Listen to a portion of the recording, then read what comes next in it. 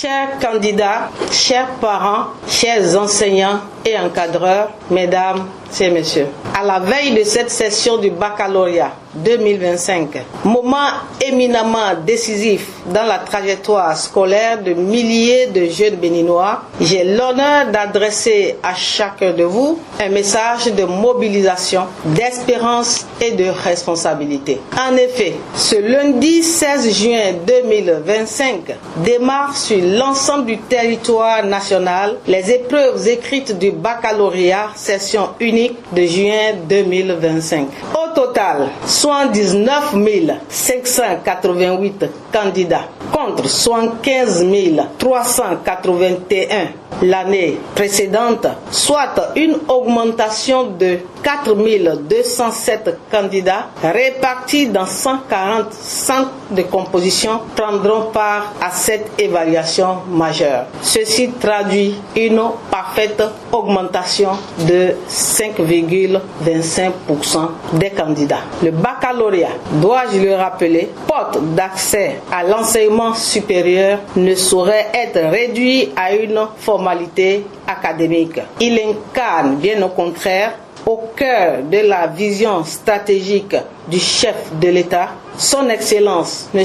Patrice Talon, une étape importante du système éducatif béninois et résolument tournée vers l'excellence. Sous l'impulsion éclairée du gouvernement, notre système éducatif connaît depuis 2016 une transformation structurelle sans précédent. Relecture des curricula, revalorisation des standards d'évaluation, éradication méthodique des mauvaises pratiques, réhabilitation du mérite. Autant de chantiers majeurs qui ont renforcé la valeur académique de nos diplômes, tant sur le plan national qu'à l'échelle internationale.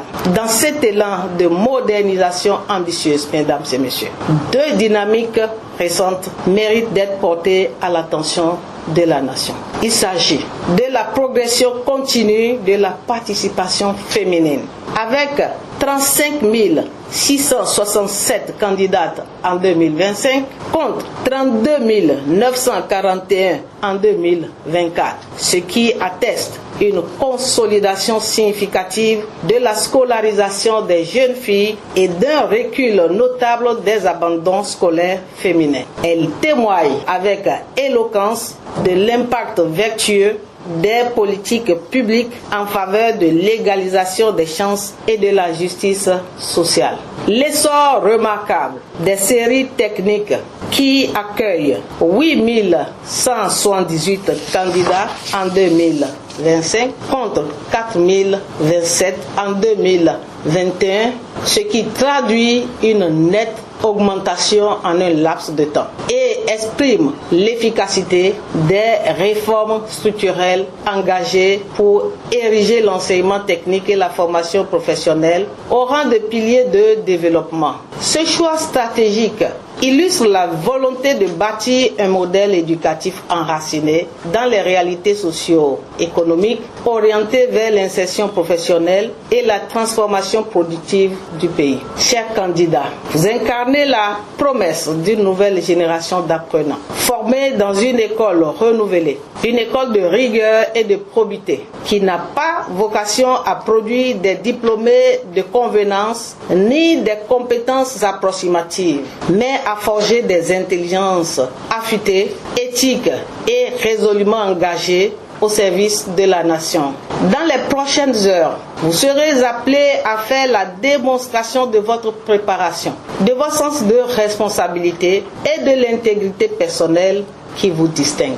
Je vous exhorte donc à aborder ces épreuves avec sérénité, dans le strict respect des règles républicaines. Je vous invite également à vous présenter à l'heure dans vos centres de composition, munis de votre convocation et d'une pièce d'identité en cours de validité. Car désormais, le mérite n'est plus une espérance abstraite, il est une exigence cardinale. Et seule l'excellence autorise l'accès aux plus hautes sphères du savoir. À vous, autres acteurs de la communauté, je tiens à rendre aussi un hommage appuyé, vous qui, dans l'ombre ou où que vous soyez, assurez la réussite de ce processus. Enseignants et encadreurs dont la constance pédagogique façonne la relève intellectuelle de demain.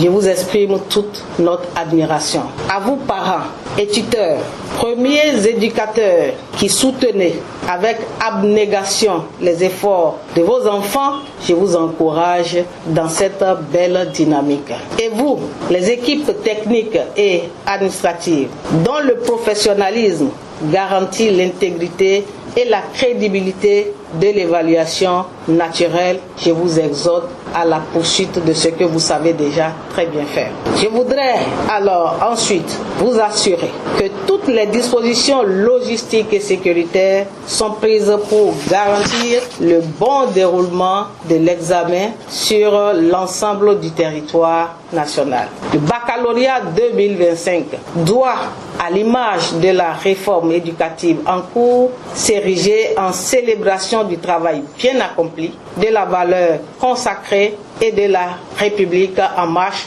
vers un avenir d'excellence partagée. Il me plaît d'adresser un message particulier à l'ensemble des forces de sécurité et de défense. Message de reconnaissance pour tout le professionnalisme dont vous faites preuve pour nous permettre de circuler de façon sereine et de vaquer à nos différentes occupations. Et particulièrement pour cet examen, pour toutes les dispositions qui sont prises dans le sens de permettre à tous les candidats et à tous les acteurs de pouvoir assurer un bon déroulement de cet examen emblématique. Enfin, à chacun d'entre vous, je formule les vœux ardents de succès et que triomphe, comme toujours, dans les grandes heures de l'histoire éducative de notre nation, la vérité, la justice et l'effort personnel. Bonne composition à toutes et tous.